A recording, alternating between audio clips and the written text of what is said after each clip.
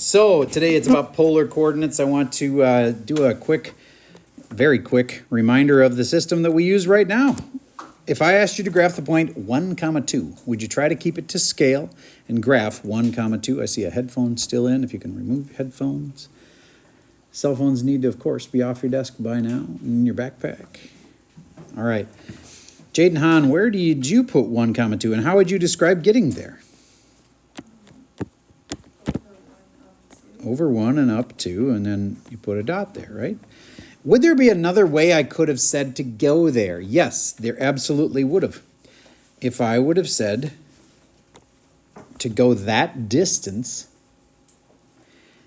at that angle.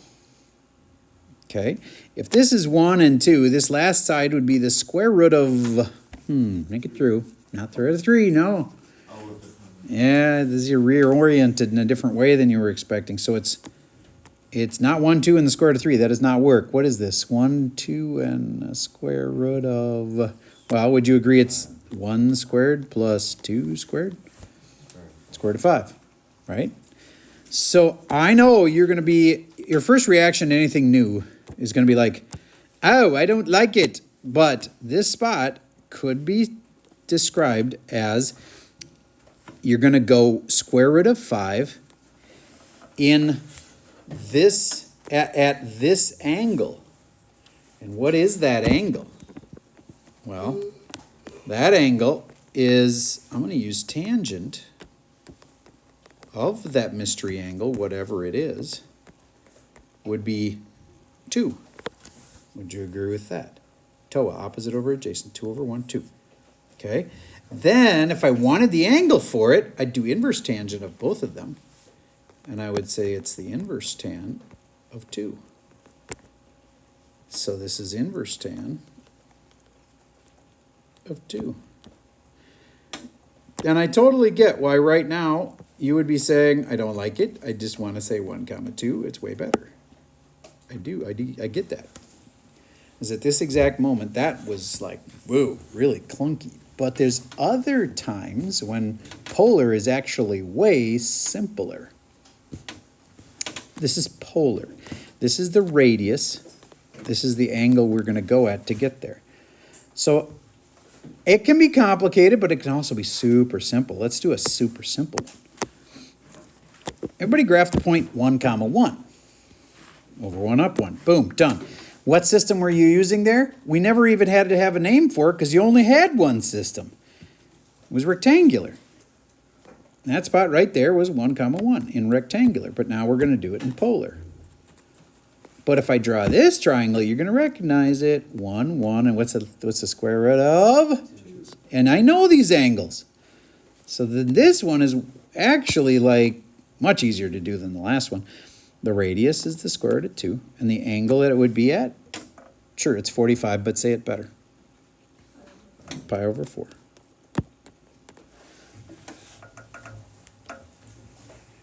And so this one, honestly, it wasn't that much harder. It was a little harder, I'll admit. But there are things that polar is just significantly better for. I'll give you one. Let's say I make this triangle, and I say this is 1/2. And this is root 3 over 2. Does anybody happen to actually recognize if this is the point, root 3 over 2, comma 1/2, then how long was the radius? 1. It had been 2. Here, I'll do it the way you probably would remember it.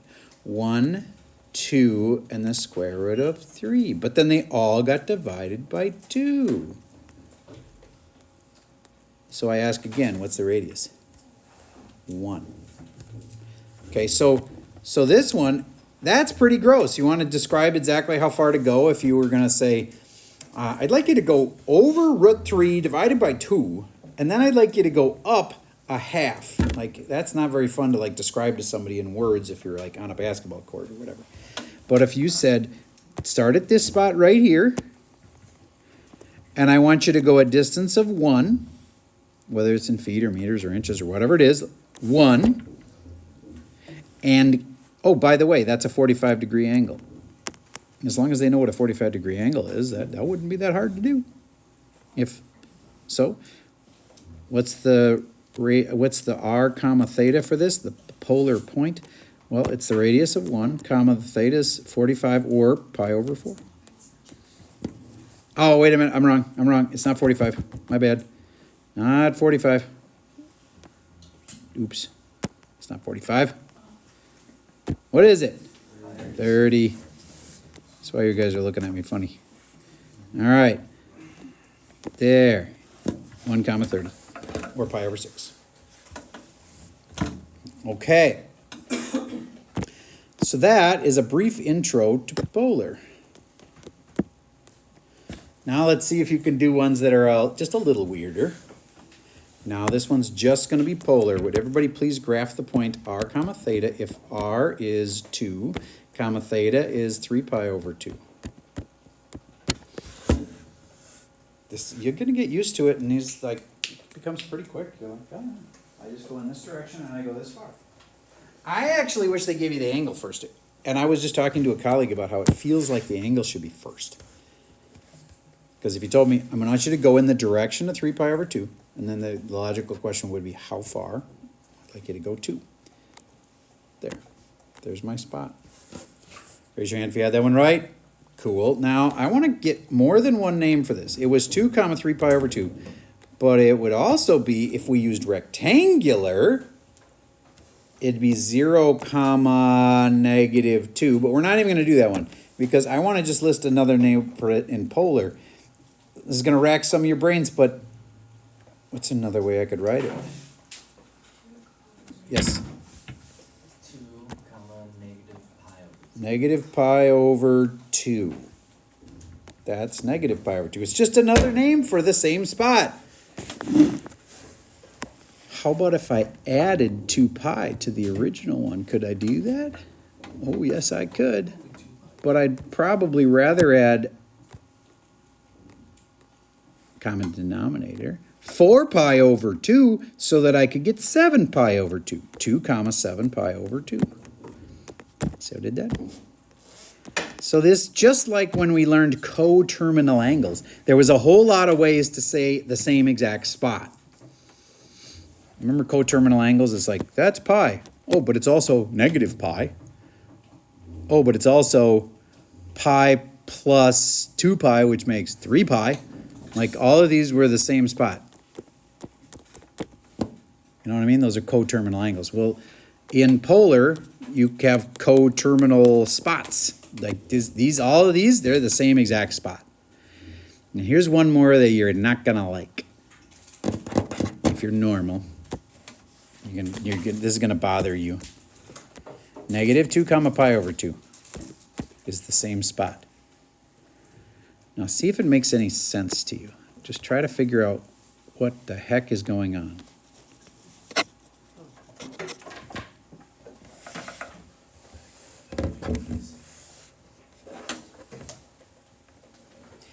What if I told you that 2 and negative 2 were just in the opposite direction of each other?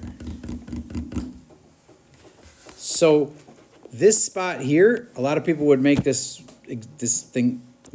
make this assumption and they'd be wrong. This spot here, they think, oh, that's negative 2 comma pi over 2. No, it's not.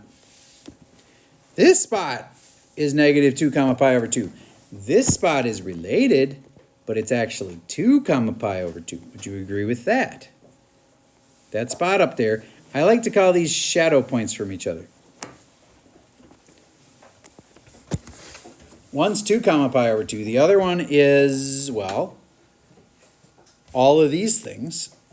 And we could take this and reflect it down here, and the reflect part would be like a negative multiplier on that first number, so it ends up being negative 2 comma pi over 2. That's a name for this spot.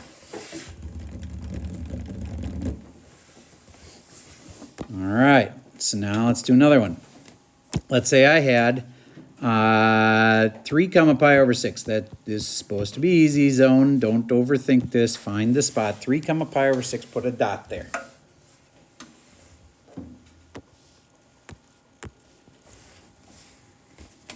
Okay, pi over 6 is like this, and I put a dot there, and I say this is 3, and that's the end. That's pretty much it. Raise your hand if you had that one right.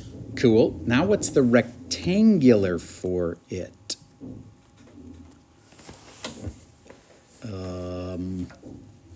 Good news is it's 30, 60, 90 triangle. Bad news is the radius, that's normally where the 2 is. Now there's a 3 there. Hint, if you go off to the side, you call this X and you call this Y, you can go off to the side and you can make yourself a little 30, 60, 90 classic triangle. How is that going to help? 1, 2, square root of 3. Then you can say X is 2 root 3, and you always start with the variable because then you'll only have one step to do to solve it. Can you finish that, Owenba? X is 2 root 3, like... Minus to 1. Oh, Sorry, I don't know what you're asking. you're really close. I have my. Use the whole numbers. You don't want to have another variable in your answer. X goes with root 3, like, look at the 3. 3 goes to 2. There it is. Like 3 goes with 2. How do you solve that? Well, because I set it up with the X on top, it's super easy. Asher, how do I solve that? You multiply both sides by root 3. Yup. So 3 root 3 over 2. That's how long X is.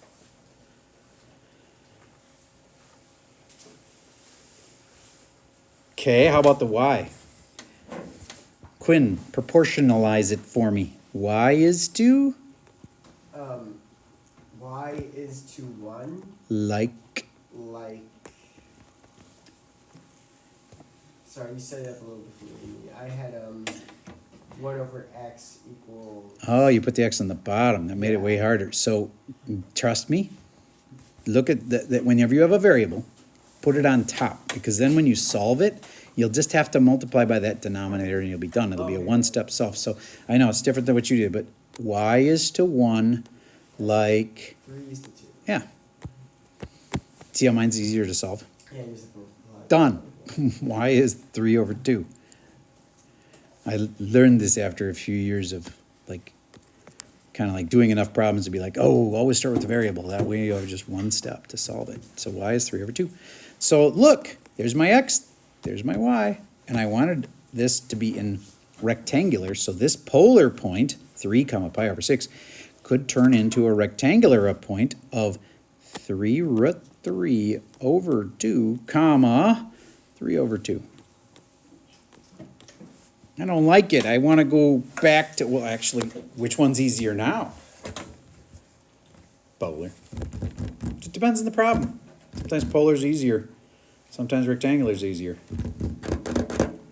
Okay.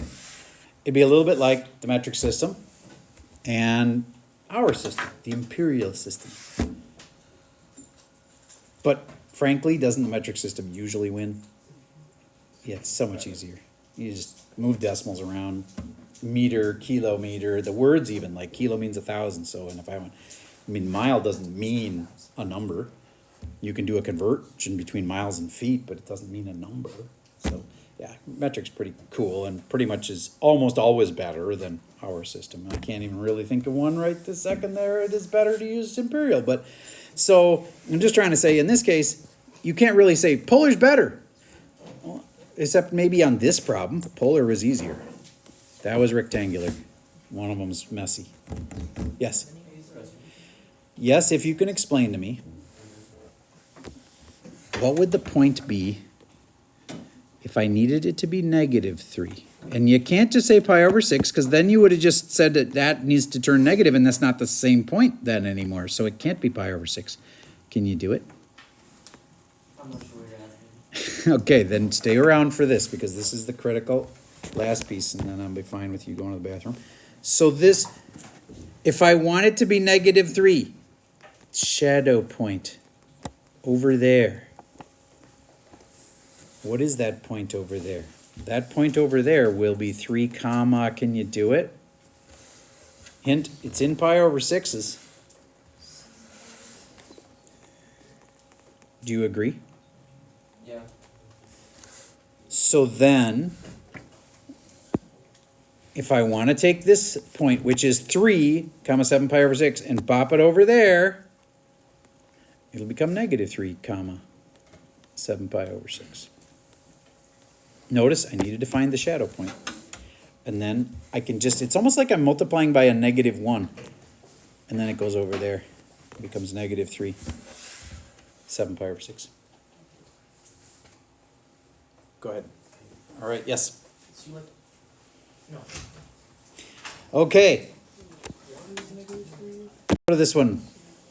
We'll get back to that. For right now, focus on this. Warm up. What's the difference between pi over 4 and negative pi over 4? Just direction that they go. This is where pi over 4 would be.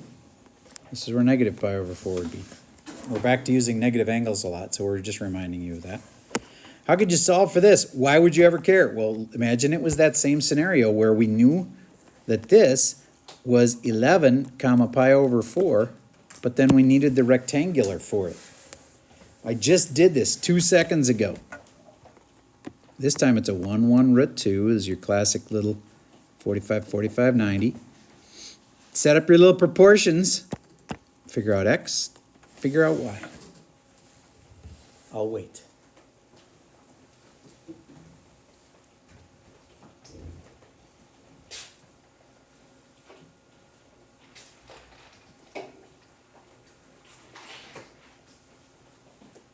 Okay, start off the, what do you call that thing? Draw the picture.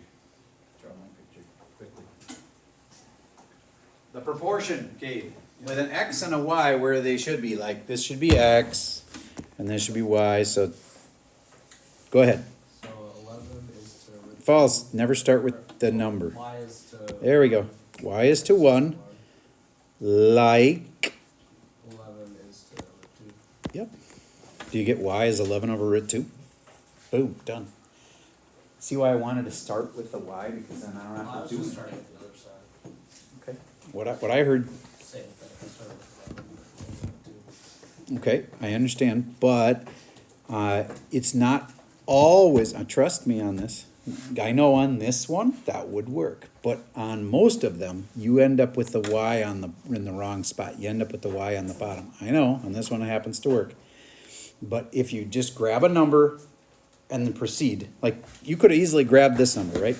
And then went, okay, this is to this, like this is to that, and all of a sudden your y's on the bottom, and then it's complicated to solve. Okay, so trust me, just start with the variable that you want. I wanted y, so I got y over 1 is 11 over root 2. If I want the x, Cade, X is to 1. like, 11 is to root 2. yes. And there's just so many different scenarios where the x will end up on the bottom, and it's such a pain. Because wouldn't it have been true if it had been 1 is to x, like square root of 2 is to 11? Then you got to solve that. And it's a pain in the butt. All right. So, there. Move on. Rectangular versus polar. Here's our old classic rectangular system. Here is an example of the polar system where you go, focus. Distracted much? All right. Here's our polar system again, and here's where they're talking about the shadow points. Okay. Like this and this. What's the difference? The radius goes in the opposite direction. Okay. On to this one, and let's see if you really understand this. Would you please, this is the easy one, 2 comma 240. Put a dot in the right spot. See if you understand polar.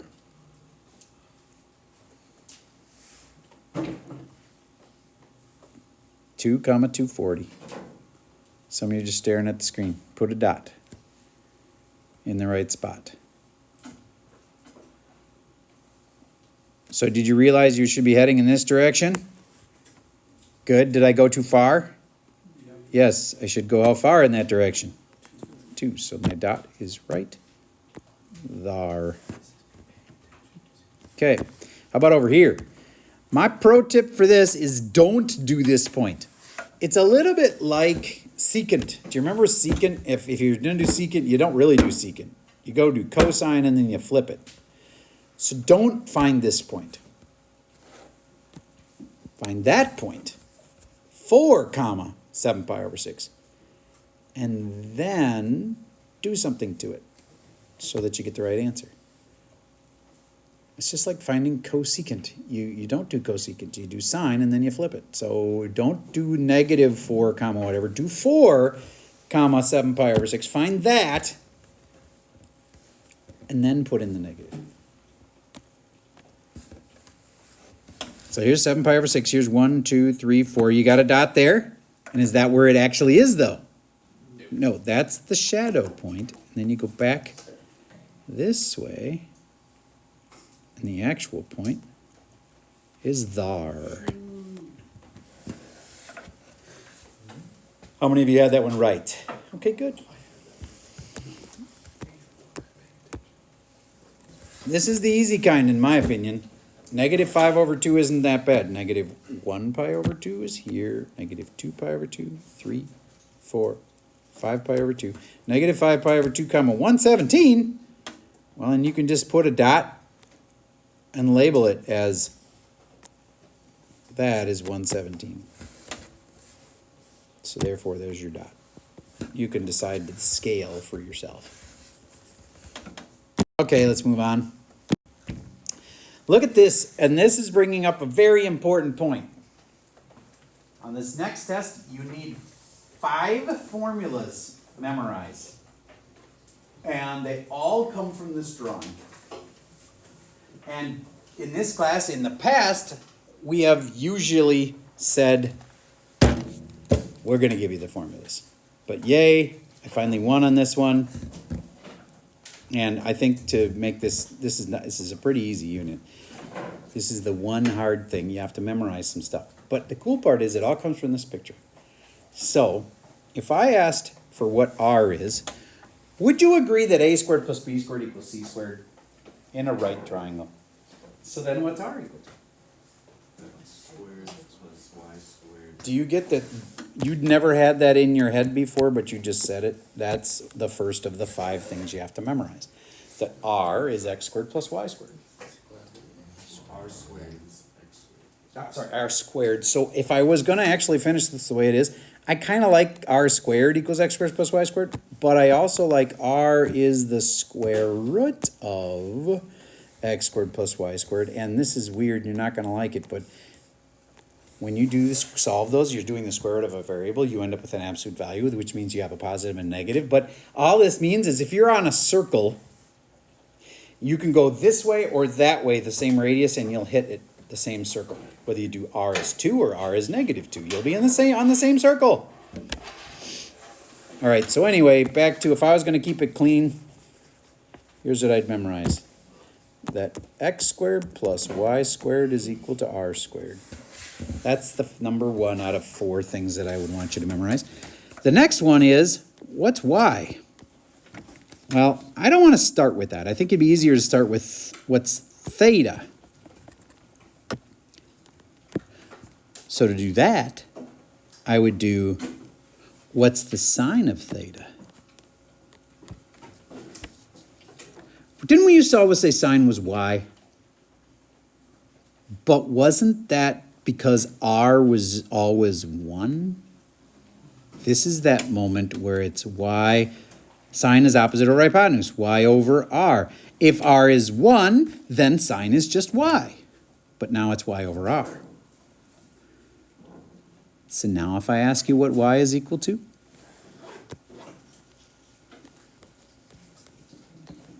r sine theta. I thought y was sine. It is sine. It's just that r used to always be 1. So now it's just y is sine, but y is r times sine. So if your radius is 1, great, then y is sine. Otherwise, y is r sine theta. So I'm going to do the same exact thing for x, and somebody's going to be able to just do it with their giant brain. What's x?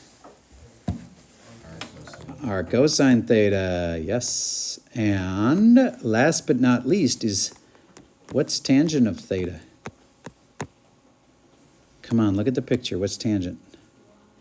Y over x. And weirdly, it doesn't depend on the r at all, does it?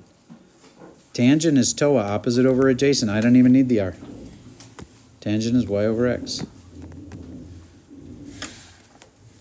All right, now those chairs are moving way prematurely.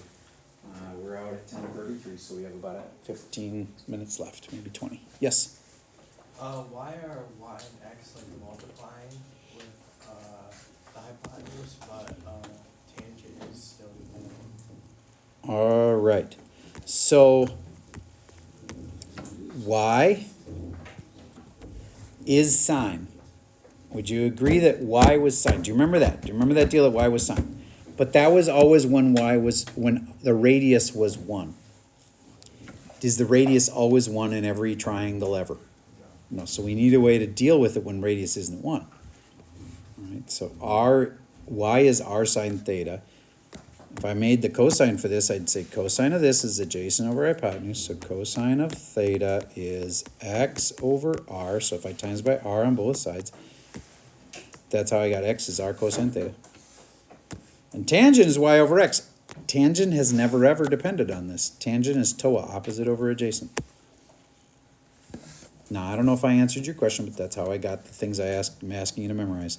You need to know this, and this. What if I just asked for theta? Just theta. Theta is what? Yes? Inverse tangent of y over x. Oh, he's good. Inverse tangent of y over x. That's just this, except solved for theta. Do you get how there was a theta right here? And I could just solve it for theta by doing inverse tan on both sides. Inverse tangent on both sides, and it's inverse tangent y over x. So there are some things you're going to need to memorize. I figured if I put them in your head today for the first time, you'd have your first chance to memorize them. Then I'll repeat them on Monday, and you'll have a second chance to memorize them. Then I'll strategically not say them on Tuesday. And then on Wednesday, we'll review it again. And then on Thursday, we'll probably review it one last time, and then the test is on Friday. Yeah, this unit goes quick. You have a test a week from today. Now, sometimes we scale the test down because it's so quick and therefore it's not as much material. So we're talking about that. We haven't decided yet whether we're going to scale it down in value or if it's just going to count like every other test. But the test is a week from today. We've got some more things to learn, but this, I'm going to just show you how this could be useful. If r squared is x squared plus y squared, what if I say, hey, I just want you to say r equals 2. Well, then that's a circle with a radius of 2. Polar is beautiful that way. R equals 2. It's a circle, the n. Now, what is the way to do that in rectangular, though?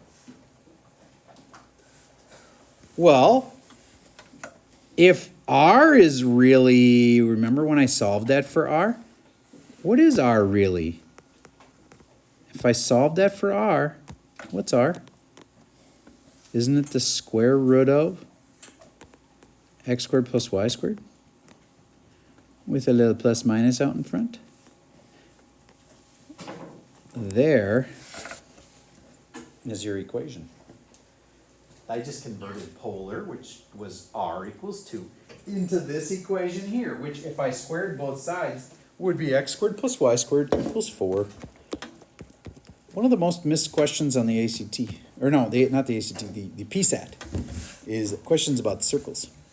X squared plus y squared equals 4 is the equation for a circle. You did it in geometry, and then you probably haven't touched it since. That's the equation for a circle with a radius of 2. So that's what you're going to do on the second day of this unit. For today, it's going to be relatively easy questions, so let's do a couple. Everybody do 1, 2, skip a few. Right here. Graph 2 comma pi over 3. Okay, that is, I hope, easy. Put a dot where you think that is. 2 comma pi over 3. R comma theta. Did you go at an angle of about 60? Because that's what pi over 3 is. And then did you go up what you considered to be 2? Put a dot right there. That's it. That's the graph of 2 comma pi over 3. Pi over 3 is about 60. Remember, pi is like 180, so 180 divided by 3 is like 60. Okay? Okay.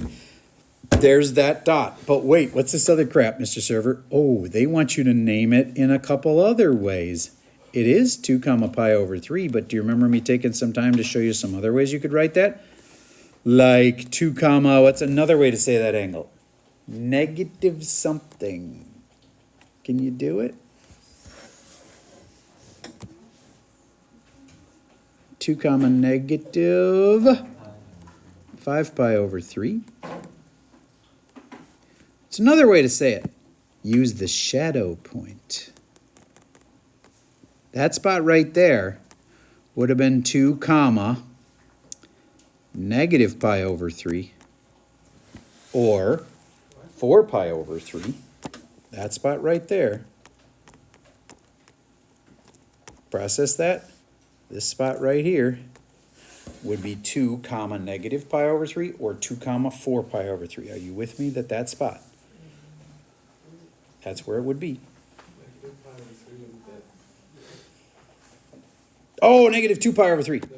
Sorry, you should have just told me what you thought the answer was. Negative 2 pi over 3. You are correct. You just... Okay, there. Now that spot is not this spot, but it sure helps because then when they want you to have a negative r, you use the shadow point and you bop it over. And of course it can't be the same thing. So Asher, what is the final answer? Would be negative 2. Yep. 2 pi over 3. That would totally work.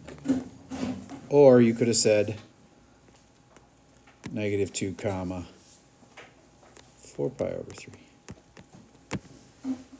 So when this moves to the opposite, going in the opposite direction, it's the opposite direction. Okay, cool. All right, we're gonna get into the homework, and I would recommend that you do these two also. They're starting with negative r's. Do you remember me saying it's kind of like secant? You don't do a secant problem, you do a cosine problem and you flip it. If I was finding this spot, I think you'll get really confused to try to find this spot. So I'd find that spot without the negative and then bop it through the origin to the other side. Okay. Then on to this page, which I feel like is just abusive. So we're going to cross that one off. And then this, I think you should do the first two on this page. Can you graph 0, 5? I can. Can you then figure out what it is in polar? I can. I bet you can too. It's not too hard. Okay. This one's a little harder because the sides aren't nice, but if you graph 3, comma, square root of 3, you'll eventually figure out what that third side is, and that's the radius, and then you'll figure out the angle. And if you can't figure out the angle, use inverse tan. Let's talk about that. So let's connect this here. The third side of the triangle, if you can't do that by now, you should have failed out. So you'll probably figure that out. But this angle here, if you can't figure out what angle it is, if it's not just the 1, 2 square root of 3, which it's not, so I don't know the angle, then you just use tangent. What's tangent of the angle? Come on, what's tangent of the angle? Square root of 3 over 3. So then how do you get the theta alone? Inverse tan. You won't need one. Look at, have I ever grabbed the calculator yet? Inverse tan of root 3 over 3. But what is inverse tangent? What is inverse tangent? No, of We just had a test on it. So well, you just want to know what it is in degrees because it'll make you feel better? Nope. That happened. so you would write that. Yes, you would write that on the test, which is honestly easier than having to take a calculator and go type all that in and get a decimal. That is the exact answer. And the decimal the calculator would give you, that'd be a rounded answer anyway. That's why if you didn't notice on the last test, we talked about exact answers because of that reason. If you had a calculator, you'd be getting decimals. They aren't exact. Kids have this weird assumption that decimals are way more exact. No, it's not. This is exact. Okay, so I don't expect you to be an expert yet, but I expect you to do these two and then skip the rest. And Would it be good to practice? Yeah, because you know what the difference is? If you really practice this, you'll probably be like one of those kids that's going to get an A back when I hand back tests in a few minutes, versus maybe a B or a C, because you just do more practice, you get better at it. Okay, so that's all I have for you for the video for today.